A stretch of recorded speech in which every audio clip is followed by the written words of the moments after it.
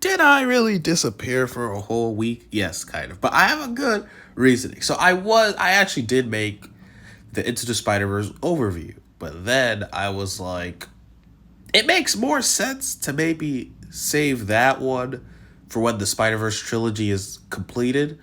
So I was like, okay, I'm just gonna do the Across the Spider Verse review, and then I couldn't really even have words for the movie to process it. So I needed a whole week to process this movie, and I'm gonna watch it again this week.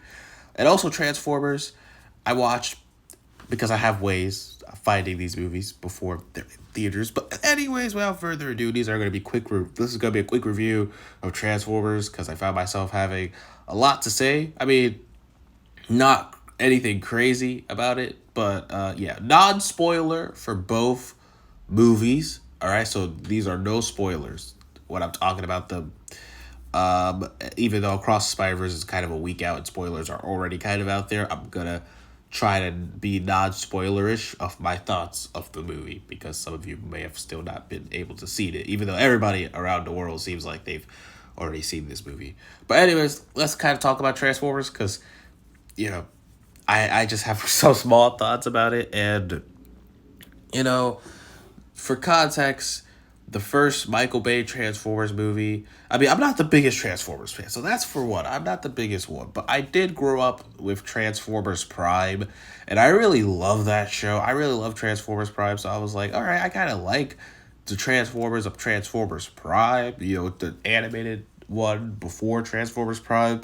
I actually really liked. So I liked two of the animated Transformers, shows, I guess. And then the first Michael Bay movie came out, and I liked the first Michael Bay Transformers movie. It's not a great movie. I'm not one of those fans that think it's one of the greatest films ever made. It's a Michael Bay Transformers movie, but it was before they got bad because 2, 3, 4, and 5 kind of suck. I mean, the third one is easily the best out of all the sequels, but that's not really saying much. And yeah, for a while, those were just the type of movies Michael Bay was making. It was like, if you're getting a Michael Bay movie, it was most likely just going to be a Transformers movie. But then something happened. The Last Night underperformed at the box office, and Michael Bay left the franchise. And ever since then, Hasbro's been kind of doing their own thing. And this is kind of a reboot instead of a continuation of whatever Michael Bay was doing. So this is more of a spiritual sequel to Bumblebee, and by spiritual I mean there's one reference to Bumblebee, and it's like a passing reference. All right, Transformers: Rise of the Beast. Is this the best Transformers movie they've ever made? No, it's easily not the best one. It's very okay because if you've seen a Transformers movie, you basically have seen this one. The basic plot. The human is involved because they know how to get or access an artifact, so they help the Transformers get that artifact because the Transformers need it because it's related to Cybertron in some type of way, and then you have two warring factions fight for that, MacGuffin. And this time, the movie's gimmick is that they're introducing the Beast Transformers, which are from Beast Wars, which I never watched because Beast Wars was already off the air before I was even born. So, I mean, there's that at least. And so I know there was a lot of nostalgia for 90s kids. That was the big selling point. Like, hey, look at these characters in live action. And I've seen some screen caps of Beast Wars, and you know what? It was in the 90s, so I'll give it a pass. But yeah, they are definitely way better realized in this movie. I know it's unfair to compare a $200 million budgeted 2023 blockbuster movie to a CGI 90s cartoon, but I mean, there is a progression there. At least Optimus Prime still has his rage issues of wanting to kill people, but he is a little bit more in character this time than in the Michael Bay movies. So there's that. And he does have an arc of not trusting humans to trusting humans, building up to the Optimus Prime we know because this Optimus did not get to really enjoy the loveliness of Earth, I guess you could say. And obviously, my favorite Transformers, because I'm a basic guy, is Bumblebee. And I mean, I'm not really going to go into detail, but I mean, yeah, Bumblebee has very small screen time in this movie.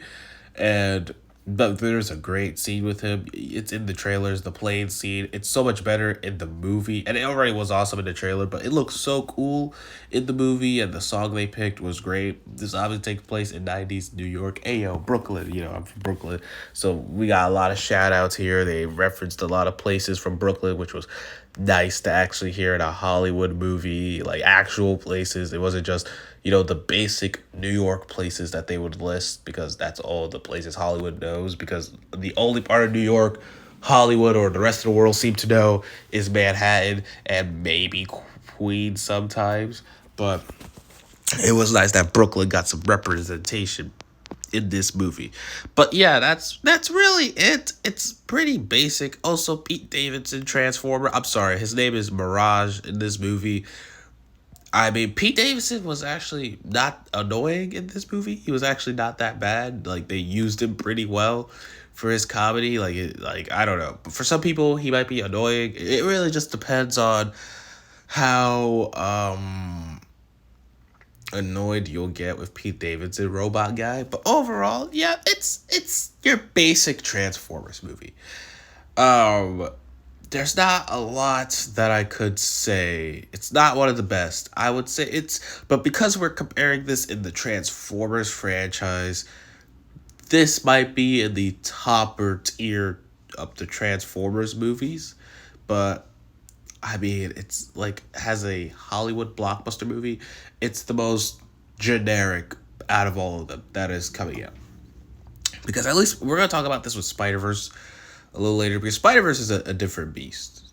But it's a blockbuster, but it's a completely different beast in it of itself. But Little Mermaid has that Disney live action remake problem, which I didn't even watch the movie. I can just tell. But Fast and Furious is just so ludicrous with the action and blockbuster. The Guardians is a way more emotional movie, and they do try to have emotional beats in this movie, but you just don't really care that much. Not because it's bad, but because it's like whatever. Like, you're like, okay, this is the typical emotional plot point. I don't know. Like, this movie is just the most basic blockbuster I can really say. They had to fight a MacGuffin. They stopped the MacGuffin because it's dangerous. The villains want the MacGuffin because it's gonna create a portal. I mean, they even have the return of the Sky Beam. I haven't seen a Sky Beam in a blockbuster in forever. Like, that used to be such an old what's the word? Such an old trope that a lot of the 2010 blockbuster movies used to have, and then Transformers brought it back, because I feel that's where the Transformers franchise is at. And look, I mean, Rise of the Beast is not a terrible movie, but for the seventh movie in the Transformers franchise, it is kind of tiring. It's not going to win people over if you don't love Transformers. And I mean, if you're a Transformers fan, you're probably going to love this movie, unless you're like a Michael Bay hardcore person. If you really love the Michael Bay stuff, you're a really big fan of old Michael Bay Transformers movies, except The Last Night. I think everybody kind of universally hates that movie, and Age of Extinction as well. But if you're a fan of Michael Bay's flavor of Transformers, I don't know if this is the movie for you. This is very much so still building off what Bumblebee did, but I think Bumblebee was the best Transformers movie, because not only was it more of a unique, more personal story, you're just following one Transformer, Bumblebee in this case, and one human, and it's very much more a pared down Transformers movie, as opposed to Rise of the Beast, which is a fine movie as is. It's not awful. It's not gonna offend anybody, I think. Oh, I mean, I don't think it will.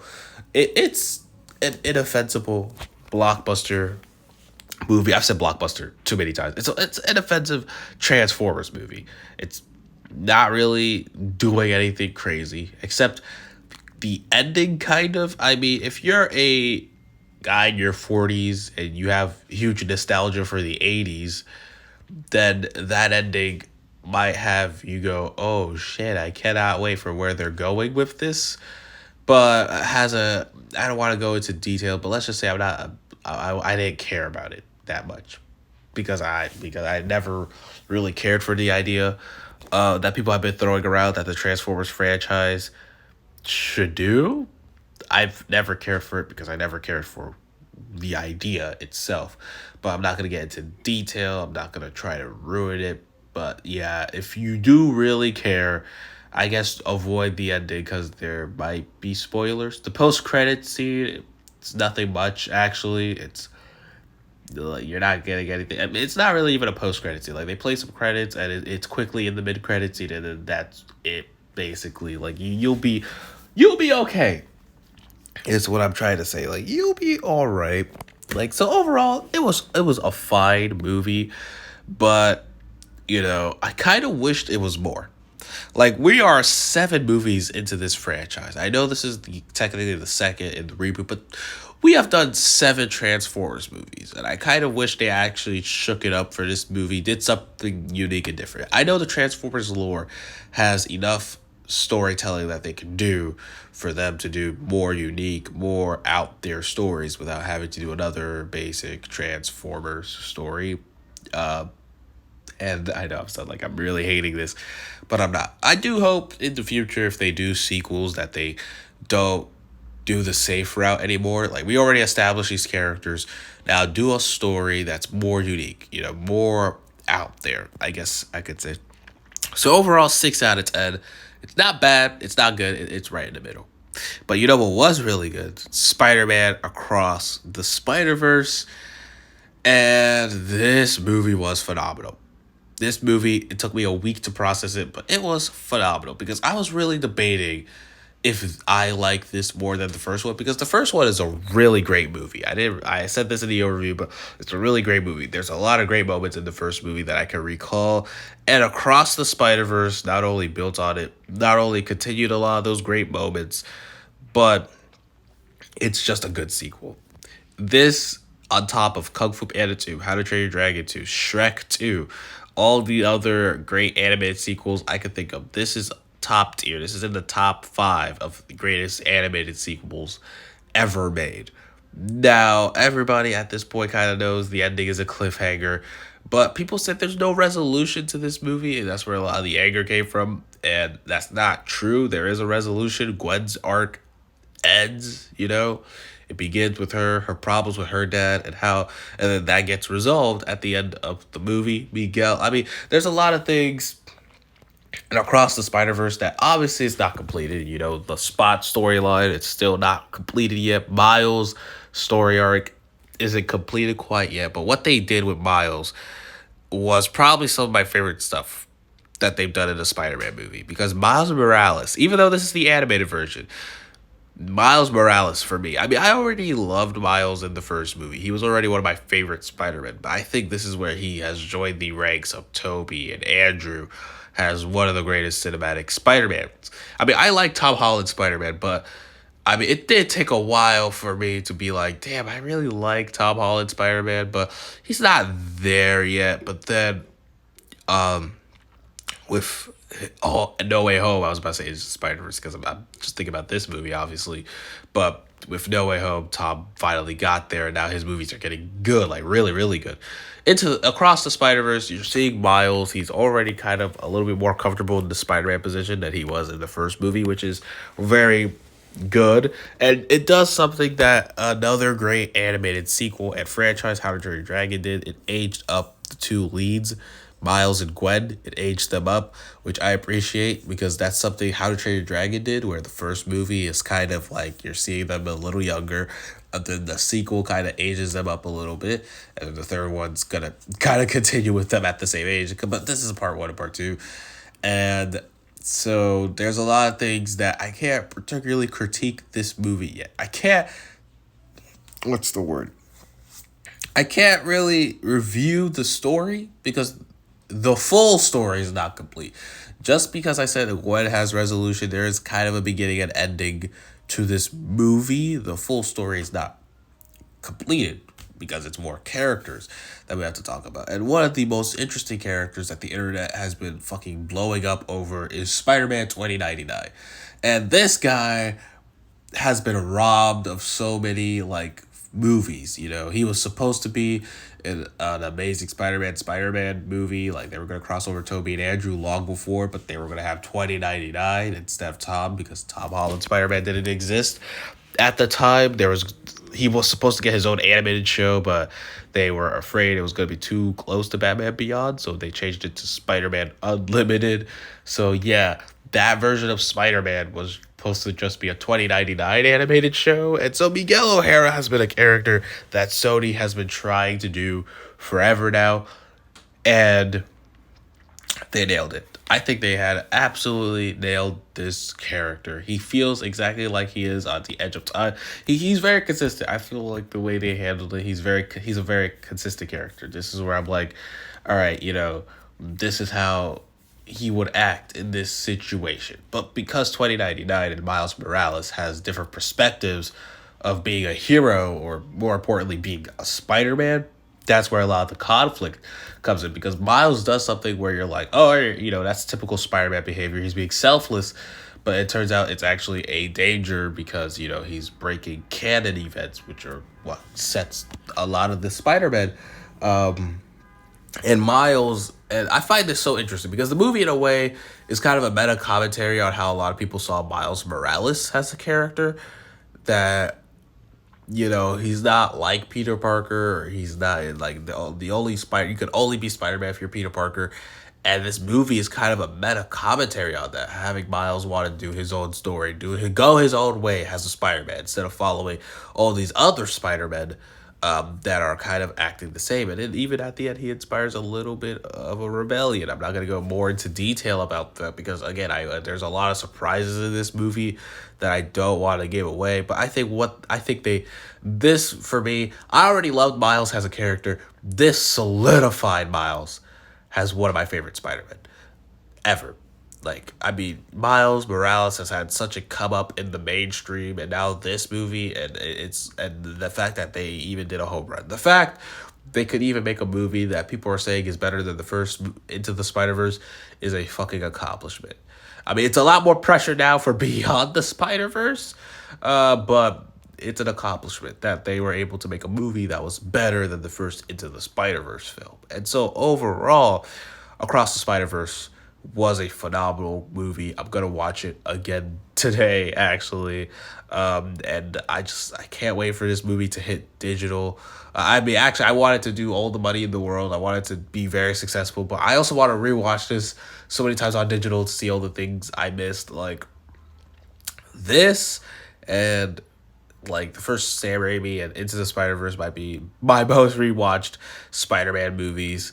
I'm gonna make this my most rewatch whenever it hits digital, but I cannot wait for Beyond the Spider-Verse. There are rumors that they're delaying it. They didn't confirm the delay yet, but it's most likely gonna get delayed, which kind of stings because goddamn that ending is gonna piss me off even more whenever you watch it and know that they're gonna delay it.